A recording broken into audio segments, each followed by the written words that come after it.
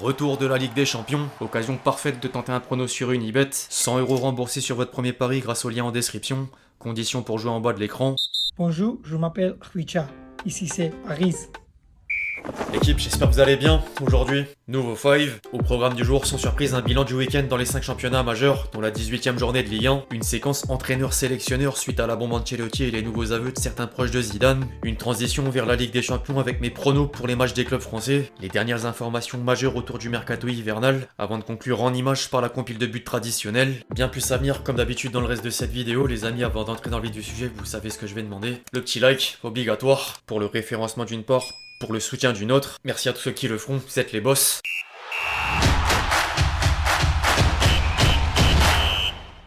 Les enseignements du week-end dernier sont presque les mêmes 7 jours plus tard. La 18e journée de Ligue 1 aura donné plus de perdants que de gagnants au niveau comptable. Monaco était d'abord surpris par Montpellier, pourtant dernier du classement après un début de saison catastrophique. Le derby breton a ensuite vu Brest enfoncer Rennes dans une série de 4 défaites consécutives, toutes compétitions confondues, en plus de descendre à la 15e place au bord de la zone rouge. Alors que les deux Olympiques ont évité le pire en même temps d'avoir des regrets. Lyon et Marseille ont respectivement buté sur Toulouse et Strasbourg. En parallèle, les deux affiches phares confirmaient les statuts de favoris de Lille et Paris. Les Lillois ont enchaîné un 21e match consécutif sans défaite devant Nice, avant que les Parisiens ne renversent Lens par l'intermédiaire de Barcola, buteur à 5 minutes de la fin du temps réglementaire, de quoi permettre à l'ancien Lyonnais d'apparaître dans le 11 type de l'équipe à domination Montpellier-Rennes. En dehors du pays, désormais les 14 championnats majeurs reprenaient leur cours sans exception. En Allemagne, le Bayern a battu Wolfsburg dans la douleur et conserve la tête de la Bundesliga devant Leverkusen, tombeur de Gladbach, au terme d'une 11e victoire consécutive toute compétition confondue. Dortmund continue quant à lui de dégringoler après une nouvelle défaite sur la pelouse de Francfort.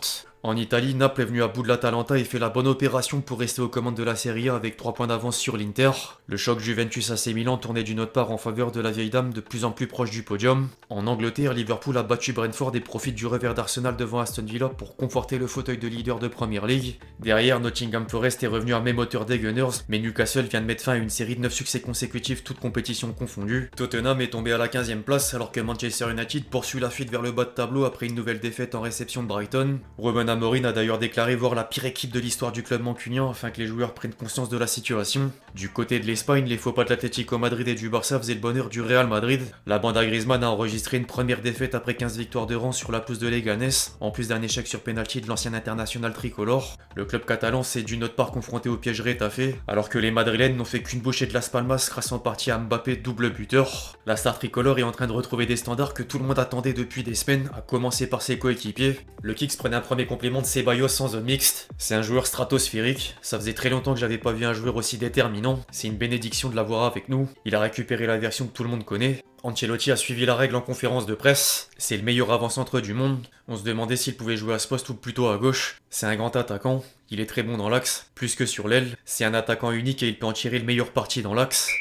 En parlant d'Ancelotti, la semaine démarre avec une bombe au sujet du Mister. Les médias espagnols rapportent que l'entraîneur italien a pris la décision de quitter le Real Madrid à l'issue de la saison. Onda Cero mentionnait même des noms de potentiels successeurs avec Xabi Alonso en tête de liste, mais Zidane est toujours une option crédible malgré la libération du poste de sélectionneur de l'équipe de France en 2026. Il y a néanmoins des doutes à avoir. En parallèle, le Parisien a interrogé quelques proches de la légende tricolore et tous confirmaient qu'il attend de reprendre les Bleus, sans pour autant le dire sur place publique par respect à Deschamps. Si on lui propose directement la sélection, il la refusera pas. Les Bleus, comme pour Deschamps, représentent quelque chose à part. C'est pas une posture pour lui. Les Bleus font partie de son histoire personnelle. Il a envie d'exaucer un rêve. A-t-il toujours autant envie de devenir sélectionneur? Naturellement. Comment peut-on en douter? Personne dirait non, au contraire. Un certain Titi Henry s'est d'ailleurs confié dans Rotten sans flamme sur RMC pour aborder plusieurs sujets, dont celui autour du prochain sélectionneur de l'équipe de France. Il faisait partie des prétendants au poste, mais c'est que le favori s'appelle Zizou. Pour le moment, il n'y a pas de contact. On verra comment ça évolue, mais je suis pas pressé. Pour Zidane, j'en sais rien.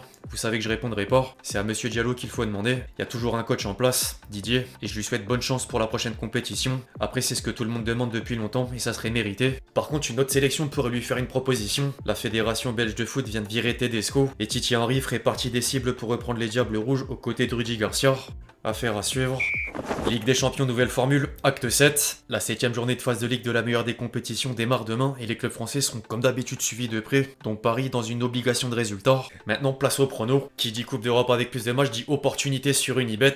Le premier représentant tricolore à rentrer en jeu n'est autre que Monaco. Les Monégasques reçoivent Aston Villa et auront fort à faire, d'autant plus que les mauvais résultats s'enchaînent depuis quelques semaines. 4 matchs consécutifs sans victoire, toutes compétitions confondues. Les Villains sont dans une meilleure forme, même s'il y a un manque de régularité. Pas facile de faire pencher la balance. Allez, je vais quand même faire ressortir mon côté positif.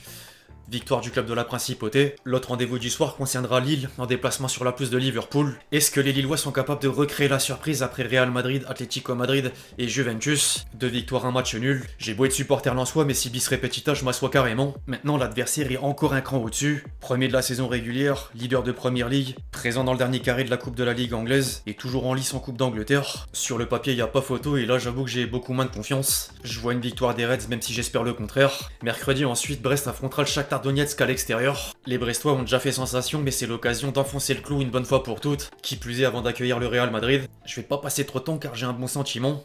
La victoire brestoise. Par contre, le dernier match est le plus important en termes d'enjeu. Le Paris Saint-Germain doit faire face à Manchester City, champion d'Angleterre, ex-champion d'Europe. En décembre, on pouvait dire yes, ça va le faire. Les hommes de Guardiola étaient dans le dur, sauf que c'est en partie de l'histoire ancienne. Malheureusement, la nouvelle recrue Kvaratskhelia ne pourra pas être disponible. Les dirigeants parisiens ne pourront l'inscrire qu'en cas de qualification en phase finale. D'un autre côté, Dembélé revient d'une grippe sévère, Hakimi avait du repos par précaution, et Marquinhos revient d'une blessure à l'adducteur. Avantage majeur néanmoins, jouer au Parc des Princes. Les supporters parisiens peuvent avoir un impact. C'est chaud car les deux équipes vont mettre la pression. Le PSG est favori de peu sur le papier. Je vais partir sur une issue victorieuse. Va pour la victoire parisienne. Si certains veulent me suivre, les amis, vous savez ce que je vais dire. Rendez-vous chez les copains d'Unibet, d'autant plus que l'inscription via mon lien en description permet d'obtenir le remboursement de votre premier pari. Exemple, une mise de 100 € sur le combiné du jour égale 1865 € dans la poche. Et si perdant, vous récupérez vos 100 € pour pouvoir rejouer ensuite. Disclaimer néanmoins, les jeux d'argent sont interdits aux mineurs, jouer comporte des risques et ne misez que ce que vous êtes prêt à perdre.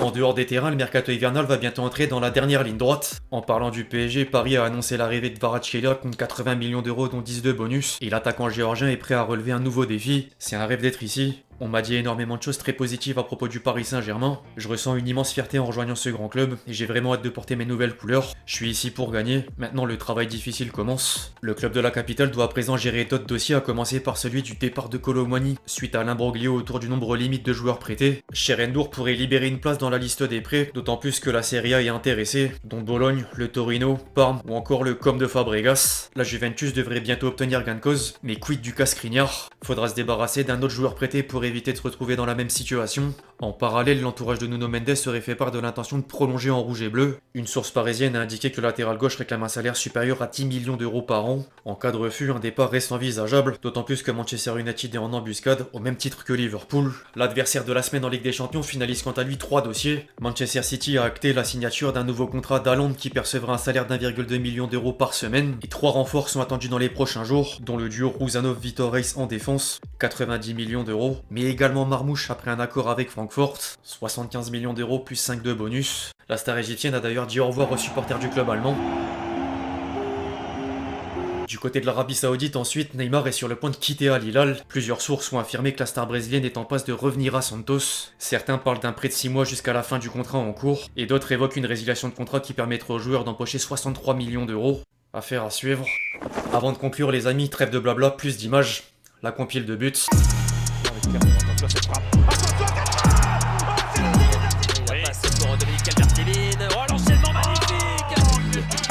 Attention avec ce ballon, un démon à Lookman, il est passé, le grand pont, Lookman peut-être pour conclure. Et c'est bien joué là sur une avec Gay et Ndiaye qui va les provoquer Draguchi, il est passé, Ndiaye, oh là. Le ballon récupéré, Clay verte à Vansara.